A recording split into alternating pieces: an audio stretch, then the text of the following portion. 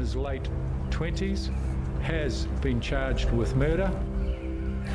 Police confirm the gunman was live streaming the killings at one mosque on social media. We'll talk about that more in a moment.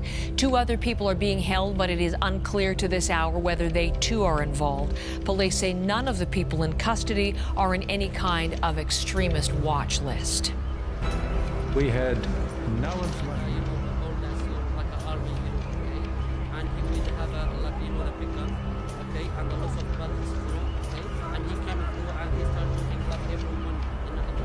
On them at all either. New Zealand police are not identifying the murder suspect for legal reasons. He hasn't yet appeared in court yet. That will come tomorrow morning, local time, when he is to be formally charged with murder. But in an online post, the gunman calls himself Brenton Tarrant and says he is a 28-year-old citizen of Australia. Australian police and Australian media identifying him as well. Under his name online is a racist manifesto claiming that white Christians are under threat from other religions and races. He also cites mass shooters like Norwegian terror. The Quebec City mosque shooter, Alexander Bissonnette, is one of the names on the rifle as well as the magazines that is being used. Various church shootings. Anders Breivik, who of course killed so many a number of years ago. Mass immigration. He deals with saying that Donald Trump is someone that he admires for being a supporter of the far right and uniting of those who are involved in what he effectively says is a race war. Much of it very typical of... John, it's interesting, he in his manifesto actually spoke directly about Donald Trump and indicated that he does a fan of the populism and some of the anti-immigrant support that put him into office. Donald Trump's response so far has not to acknowledge any sort of mention of him in the manifesto, but very much to express his sympathy with the people of... Not the least of which is one of the individuals who he also mentions, again, with what degree of seriousness we don't know, but this is an individual who is from the right in the United States. Bow to Allah. I'm not going to do that. This nation, that's for Muslim women, asking the nation to bow and with the Muslim prayer to say that Allah is the only true God in this nation. That's not... We've talked to them about it and it's over. What did you say to them? Well, I said to them, probably not the right time to do it. Did it embarrass you? It wasn't. Well, most leaders know if you've got organisations and there are various branches of the organisation and they do things and you've just got to stand in there and talk to them. Did anyone from Man Up protest outside of court after Christchurch? The man who's alleged to have committed this atrocity? No, not that I know of. Would that not be a more appropriate place for protest, especially for an organisation that purports to reduce violence? I think the appropriate place right now for August 27th, 2020, Brenton Tarrant was sentenced to life in prison without the possibility of parole. The terrorist had walked into 2 mosques in Christchurch in New Zealand on March 15, 2019 and killed 51 men, women and children just before Friday prayers. In his manifesto, Tarrant said the attacks were revenge for what he called a Muslim invasion of Christian lands. What were the ideas that inspired a 28-year-old white man with a seemingly normal life to commit a brutal act of terror? I'm Ali Mustafa, and this is the Christian Far Right Decoded.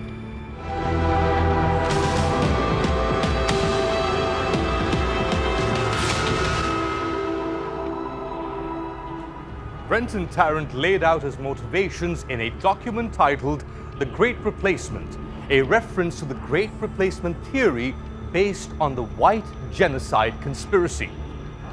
It holds that white Christians are being systematically eradicated and replaced by inferior races such as Jews and people of color as part of a vast conspiracy. The theory is cited as a major motivation behind the Unite the Right rally in Charlottesville, where marchers chanted slogans like "Jews will not replace us." Tarrant described himself as a fascist who was protecting the Christian race.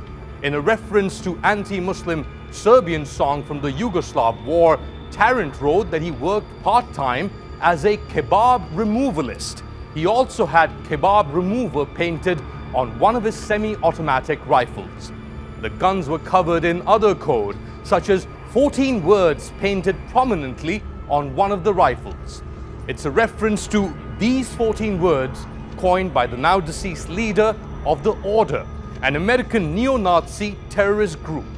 Other painted references include this man, Sebastiano Venier, an Italian admiral who went to war with the Turks in the 16th century, and Luca Treni, an Italian right-wing terrorist who opened fire on a group of African migrants in 2018. One of the weapons featured the name of French-Canadian Alexandre Bissonnette, who killed 6 people at a mosque in Quebec in 2017. Tarrant's gear featured the symbol of the Black Sun, which dates back to the Nords of ancient Europe, but was later appropriated by the Nazis when it became a symbol of white power, and historical dates of Christian defeats of the Muslim Turks through the ages. Brenton Tarrant also made contact with imprisoned Norwegian mass murderer Anders Breivik, who said he had killed because of the threat of Muslim immigration to Norway. During his trial, Breivik greeted the court with a Nazi salute. Brenton Tarrant was different, flashing the OK sign. They're both being used by white nationalists as symbols of white power. Tarrant wrote, "As long as a white man still lives, they will never conquer our lands." Tarrant cites the Muslim possession of the Hagia Sophia as historic wrong needing correction. This passage in Tarrant's manifesto alludes to an in-joke in the alt-right movement on how shooter games had become safe spaces to meet, plan, organize, and kill without consequence. It was on these online platforms that Tarrant was desensitized and eventually radicalized. Christian white nationalists are no longer confined to the peripheries of society. Because they exist online and the communities aren't in a specific geography, the Christian far right has gone global. Its hate has found committed followers on various platforms online, and more continue to spring up. The Christian far right is no longer hanging out on street corners. It's gone virtual, making it impossible to estimate and ascertain the size of the threat. It has also gone mainstream with President Donald Trump in power, with many white supremacists supportive of his immigration policies. And that's why Christchurch might just be the beginning of a long, hard fight. And that's the Christian far right decoded. Find me on Twitter at Ali_Mustafa.